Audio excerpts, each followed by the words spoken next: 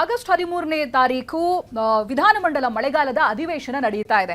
ಅದಕ್ಕೂ ಒಂದು ವಾರ ಮುಂಚಿತವಾಗಿ ವಿಪಕ್ಷಗಳು ತಯಾರಿಯನ್ನ ಮಾಡಿಕೊಳ್ತಾ ಇದೆ. ಯಾವ ರೀತಿಯಾಗಿ ಕೌಂಟರ್ ಕೊಡಬೇಕು ಅಂತ, ಆಡಳಿತ ಪಕ್ಷ ಅದನ್ನ ಯಾವ ರೀತಿಯಾಗಿ ನಿಭಾಯಿಸಬೇಕು ಅನ್ನುವಂತ ತಯಾರಿಯಲ್ಲಿದೆ. 2-3 ವಿಚಾರಗಳಿದಾವೆ. ಒಂದು ಬಿಡದಿ ವಿಚಾರ ಬಹಳ ದೊಡ್ಡ ಮಟ್ಟದಲ್ಲಿ ಚರ್ಚೆ ಆಗುತ್ತೆ. ಅದಕ್ಕೆ ಸಾಕ್ಷಿಯಾಗಿ ಈಗ ನಡೀತಾ ಇರುವಂತ ಪಾದಯಾತ್ರೆಗಳೇ ಹೇಳ್ತಾ ಇವೆ ಯಾವ ರೀತಿಯಾಗಿ ಬಿಸಿ ತಟ್ಟಬಹುದು ಅನ್ನೋದಾಗಿ. ಮತ್ತೊಂದು ಕಡೆಯಲ್ಲಿ ಬಿ ನಾಗೇಂದ್ರ ಅವರಿಗೆ ಸಚಿವ ಸ್ಥಾನ ಕೊಟ್ಟಿರೋದು ಇನ್ನೊಂದು ಕಡೆಯಲ್ಲಿ ಮುಳುವಾಗಬಹುದು ಕಾಂಗ್ರೆಸ್ಗೆ ಅನ್ನುವಂಥದ್ದು. ಅವ್ರು ರಾಜೀನಾಮೆ ಕೊಡಬೇಕು ಅಂತ ಬಿಜೆಪಿ ಹಾಗೆ ಜೆಡಿಎಸ್ ಪಟ್ಟು ಹಿಡಿತಾ ಇದೆ.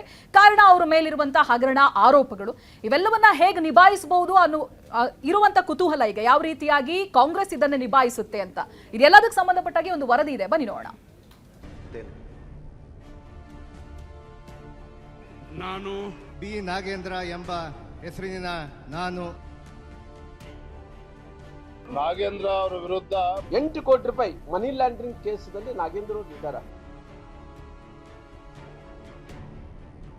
ಅವರ ಕೇಸು ಇನ್ನೂ ಪೆಂಡಿಂಗ್ ಇರುವಾಗ ನಾವಂತೂ ಒಪ್ಕೊಳ್ಳೋ ಪ್ರಶ್ನೆನೇ ಇಲ್ಲ.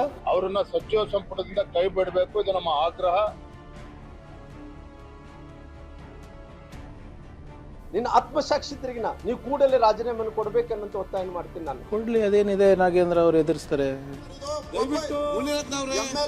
ಆಗಸ್ಟ್ 13ರಿಂದ ವಿಧಾನಮಂಡಲ ಮಳೆಗಾಲದ ಅಧಿವೇಶನ ಹಿನ್ನೆಲೆ ಆಡಳಿತ ಪಕ್ಷವನ್ನ ಕಟ್ಟಿ ಹಾಕೋಕೆ ದೋಸ್ತಿ ತಂತ್ರ ಮಾಡ್ತಿದೆ.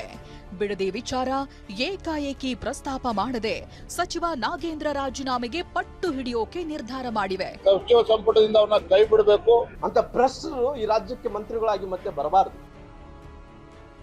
ಬಿ ನಾಗೇಂದ್ರ ಸಚಿವ ಸಂಪುಟ ಸೇರಿರೋದಕ್ಕೆ ಬಿಜೆಪಿ ತೀವ್ರ ವಿರೋಧ ಮಾಡ್ತಾ ಇದೆ. ರಾಜೀನಾಮೆಗೆ ಪಟ್ಟು ಹಿಡಿದು ಕುಳಿತಿವೆ. ನಾಗೇಂದ್ರ ಬೆಂಗಳೂರು ಬಿಟ್ಟು ಹೋಗಬಾರದು ಎನ್ನುವ ಕೋರ್ಟ್ ಆದೇಶ ಇದೆ. ಹೀಗಿದ್ರೂ 2 ಬಾರಿ ದೆಹಲಿಗೆ ಹೋಗಿದ್ದಾರೆ ಅಂತ ಛಲವಾದಿ ನಾರಾಯಣಸ್ವಾಮಿ ಆರೋಪಿಸಿದ್ದಾರೆ. ಉಳಿದ ನಾಯಕರು ಕೂಡ ನಾಗೇಂದ್ರ ರಾಜೀನಾಮೆಗೆ ಪಟ್ಟು ಹಿಡಿದಿದ್ದಾರೆ. ಕೋರ್ಟ್ ನಲ್ಲಿ ಇನ್ನೂ ಕೇಸ್ ನಡೀತಾ ಇದೆ. ಅವರು ಕರ್ನಾಟಕದಿಂದ ಹೊರಗಡೆ ಹೋಗಬಾರದು ಅಂತಕ್ಕಂತ ಆದೇಶ ಇದ್ರೂ ಕೂಡ ನಾಗೇಂದ್ರ ಅವರು 2 ಬಾರಿ ಅದನ್ನ ಧಿಕ್ಕರಿಸಿ, ಕೋರ್ಟಿನ ಆದೇಶವನ್ನ ಧಿಕ್ಕರಿಸಿ ದೆಹಲಿಗೆ ಹೋಗಿರ್ತಕ್ಕಂಥದ್ದು ಈಗ ಸೋಷಿಯಲ್ ಮೀಡಿಯಾಗಳಲ್ಲಿ ಈಗ ವಿಜೃಂಭಿಸಿದೆ. ಈ ಕಾರಣದಿಂದ ಅವರ ಮೇಲೆ ಶಿಸ್ತಿನ ಕಾನೂನು ಕ್ರಮ ಆಗಬೇಕು. ಕಂಟೆಂಪ್ಟ್ ಆಫ್ ಕೋರ್ಟ್ ಆಗಿದೆ. ಅವರ ಕೇಸು ಇನ್ನೂ ಪೆಂಡಿಂಗ್ ಇರುವಾಗ ಈ ಸರ್ಕಾರ ಅವರನ್ನ ಮಂತ್ರಿ ಮಾಡಿರ್ತಕ್ಕಂಥದ್ದೇ ಅಪರಾಧ, ತಪ್ಪು.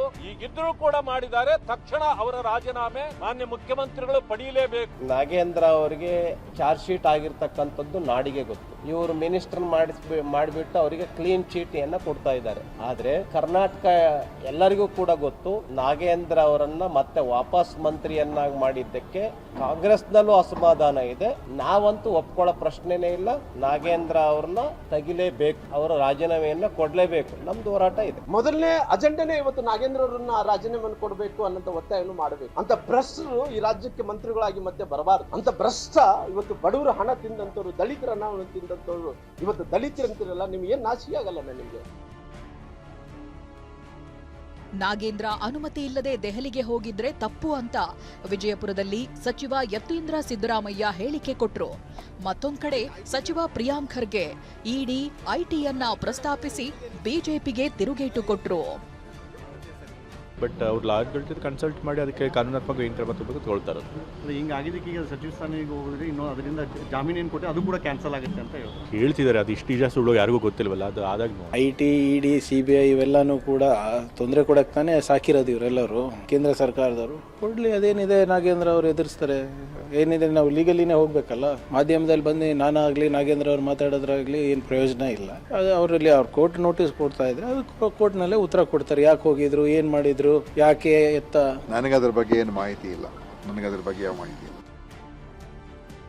ವಿಪಕ್ಷಗಳ ಪ್ರಮುಖ ಅಜೆಂಡಾವೇ ಬಿ ನಾಗೇಂದ್ರ ರಾಜೀನಾಮೆ ಕೇಳೋದು. ಕೋರ್ಟ್ನಲ್ಲಿ ಕೇಸ್ ಇದ್ರೂ ಹೇಗೆ ಸಚಿವ ಸ್ಥಾನ ಕೊಟ್ಟಿದ್ದಾರೆ ಅಂತ ಪ್ರಶ್ನಿಸುತ್ತಿದ್ದಾರೆ. ಮುಂದಿನ ಅಧಿವೇಶನದಲ್ಲೂ ಇದೇ ವಿಚಾರದಲ್ಲಿ ಸಮರ ಸಾರೋಕೆ ವಿಪಕ್ಷಗಳು ಸಜ್ಜಾಗಿವೆ. Bureau report, TV9.